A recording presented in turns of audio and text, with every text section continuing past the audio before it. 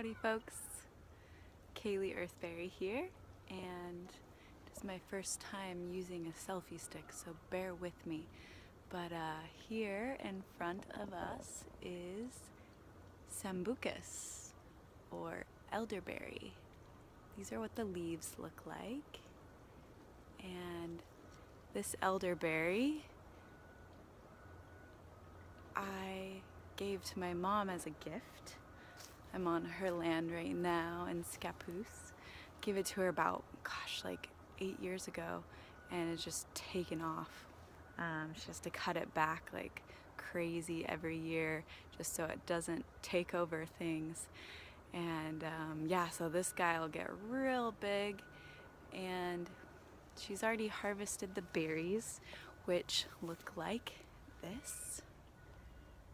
And to me, they kind of look like the alveoli and lungs, the lung cells, and that can also be a clue to what it's most commonly used for in our day and age, which is immunity and respiratory and flu and cold treatment and prevention.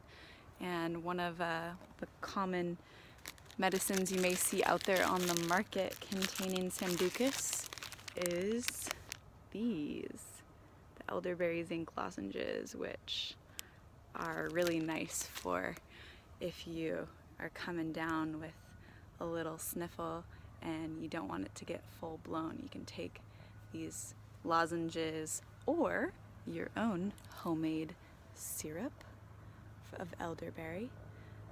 You definitely want to make sure and cook the berries down because they actually have a natural form of cyanide in them. So if you eat them raw, you will have a kind of rude awakening with them coming up again because your body will just purge it out. So yeah, you want to make sure when using elderberry to make sure that you cook it down, and this syrup is made by just boiling the berries, and it kind of makes a syrup, and you can also add honey to it for sweetness, and it's really delicious. It has a really unique flavor, and they also use it in culinary. The flowers are also used for allergies in the spring. It's really great. They contain crescentine, which is a very common allergy medicine, and helps with the hay fever that happens in the spring, which is also when the flowers bloom. So yeah, this is great, useful plant. Hippocrates actually calls it the cure-all, the medicine chest plant, because it's used for so many different things. We just in our common modern day have used it mostly for flu and cold. It's also used for burns. It's also used to lower blood sugar for people who have diabetes. It actually helps transport the glucose to the muscles and tissues that a lot of people have who have diabetes have issues with having too much blood sugar in their bloodstream, and so this helps it's called glucose transport, so it can help people who have diabetes. It's also a highly antioxidant and anti-inflammatory, so it's great to make salves and ointments and beautification of the skin, as the ancient Egyptians actually were used it most commonly for that, for beauty products. Can be used as hair dye. And there's been lots of studies with Sambuccus because it is such a widely used herb It was the #1 recommendation for the H1N1 virus during 1995 in the Panama flu. It was used as a government recommended medicine.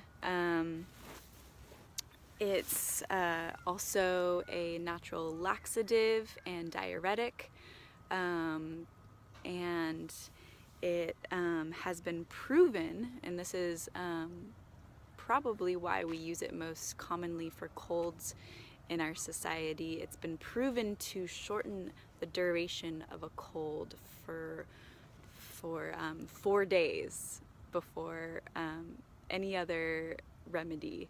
So people who have taken Sambuccus or elderberry as opposed to the placebo or other immunity herbs such as echinacea or other over-the-counter cold remedies, the people who were taking Sambuccus actually suffered for 4 days less.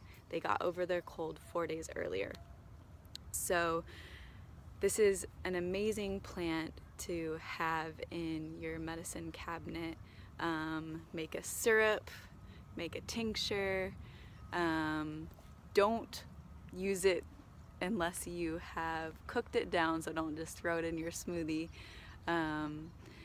But yeah, it's a great ally to have in your medicine cabinet for the changing of the seasons here and for those wintertime colds and flus that come up this season. So that is Sambuccus or elderberry. Thank you so much for watching, and we'll see you next time.